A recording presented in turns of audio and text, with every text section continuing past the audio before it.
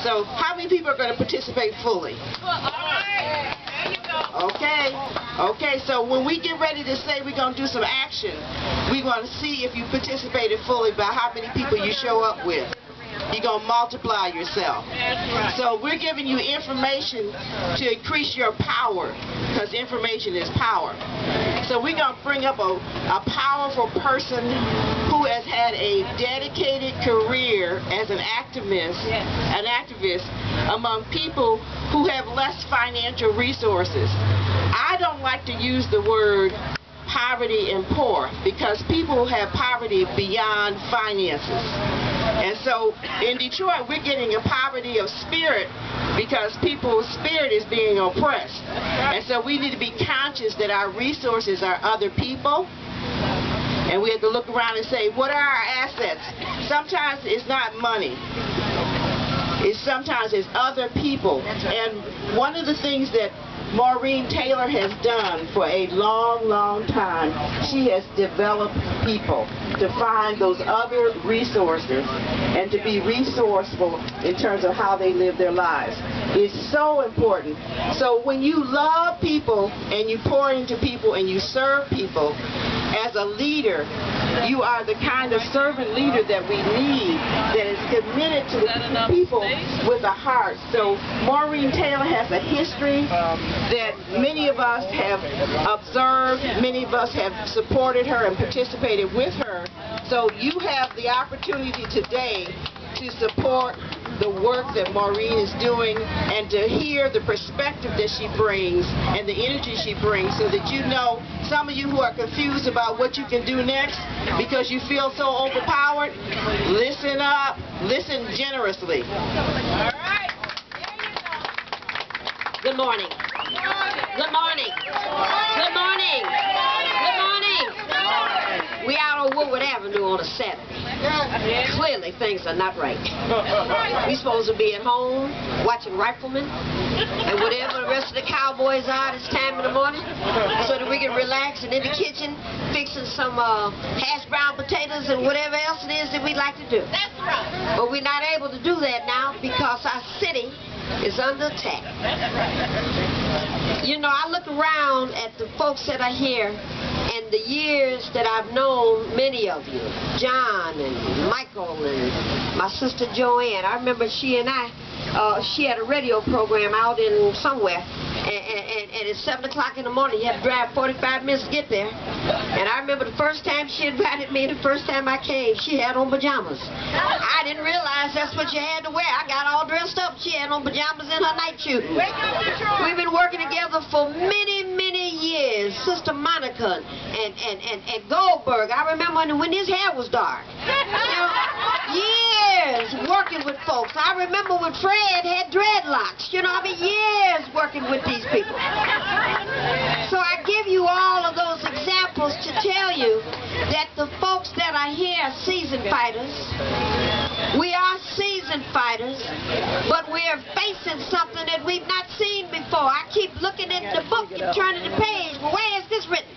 Where is that written? I can't find where these new rules are that we're under right now. I think there are some objective reasons why the community starts to get in trouble.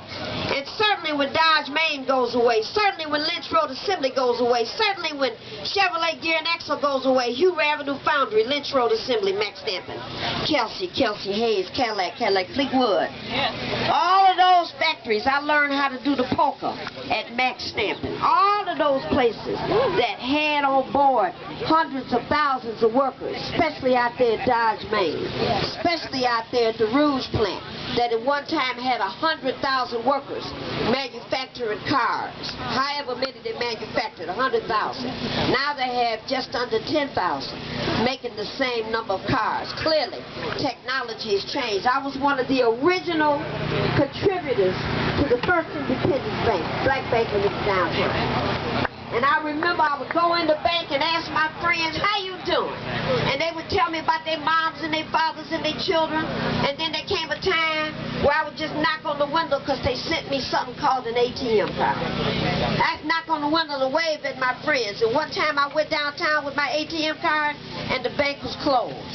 And now find that you got something called a smartphone that you can wave a check over it and the check goes directly to the bank. My. Ooh, Lord, it beat me up, Scotty. It can't be but 5 minutes away. We ought to be able to use some of this technology to help us. But in the hands of this dirty, no-good, low-down Republican and their Democratic friends, need to all die and burn in hell. I say it again. It is an outrage. The kinds of things that they're doing to this city. The home of the UAW, the home of women's movement, suffrage movements coming right out of this. All kinds of firsts coming out of the city of Detroit. Middle class incomes, where we figured out how to make a house and a car, and a house and another car, and a house and a third car, and send our children off for education. And we came back to Detroit. We weren't trying to go no place else. I don't recognize this mess. It's a lie. I was born and raised at 1735 McDougal. I don't recognize this bull crap. We didn't have all this mess out here. On Halloween, we egged cars. We didn't burn up houses. What's this about? This is a lie. They're trying to make you think there's something that we did to make our city like this, and that's not what happened. Right. At the end of the day, we now have to figure out what to do because our people are leaving because they're looking for work. They're going everywhere to try to find jobs. And we got two words that are in the way. Clearly, democracy is a concept that we don't need anymore. That pesky word and that pesky activity, we got to get rid of that democracy because it gets in the way. If you allow people to vote, they might vote for the right thing. So we're going to just forget that. Let's just take that vote away and let's just put that emergency manager who knows more than all of you together. Okay. What kind of tomfoolery?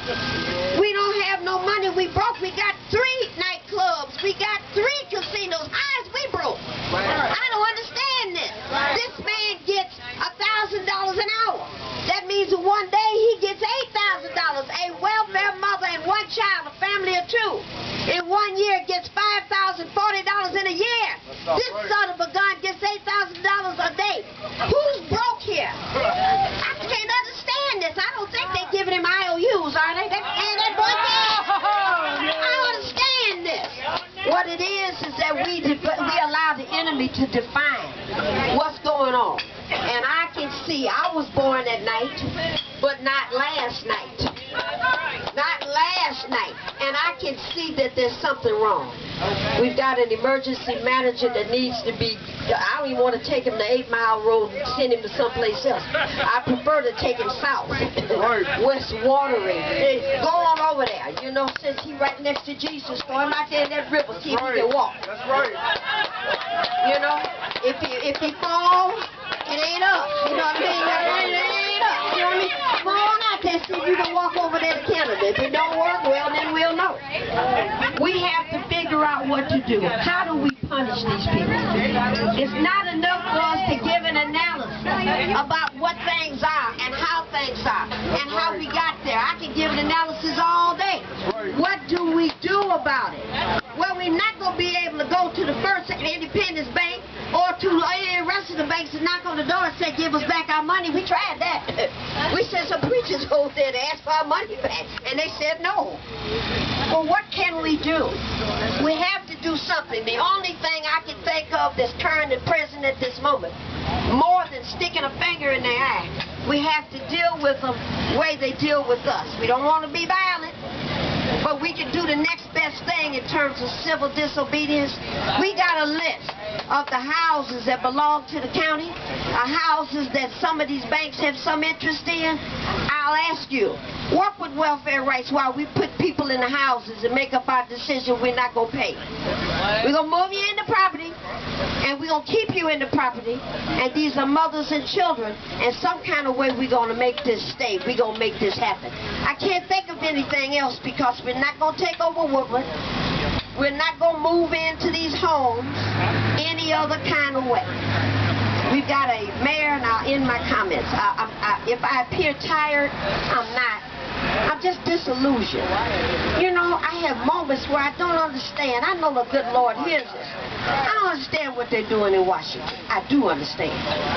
But I don't understand why the people of America not standing up. I just don't get that. You know, I don't get that. You know, I just don't get that. You know, it's just so much abuse you can take. And it appears to me that when folks that have cancer and can't get their medicines are telling you they can't get it, that seems like we've gotten to that point in the sand. When it seems to me that when the children can't get their preschool money and Head Start money set up, that it's time to do something else. It seems to me that when they tell you that democracy is over and we're not going to deal with elections no more in Michigan, well, okay, we don't have to. We just going to do what we want to do then. That's how we're going to play this. We're not going to pay any more taxes. We're not going to pay DTE anymore. And what we're going to do is we're going to build our own money. We're going to put Lion on the $5 bill, put Joanne on the $20 bill, and we just do some new stuff. If somebody come around and ask you why you're doing that, you had your chance, but you didn't care about our needs. I end my comments by saying to you that we're trying desperately to repopulate and to rebuild our city bit by bit.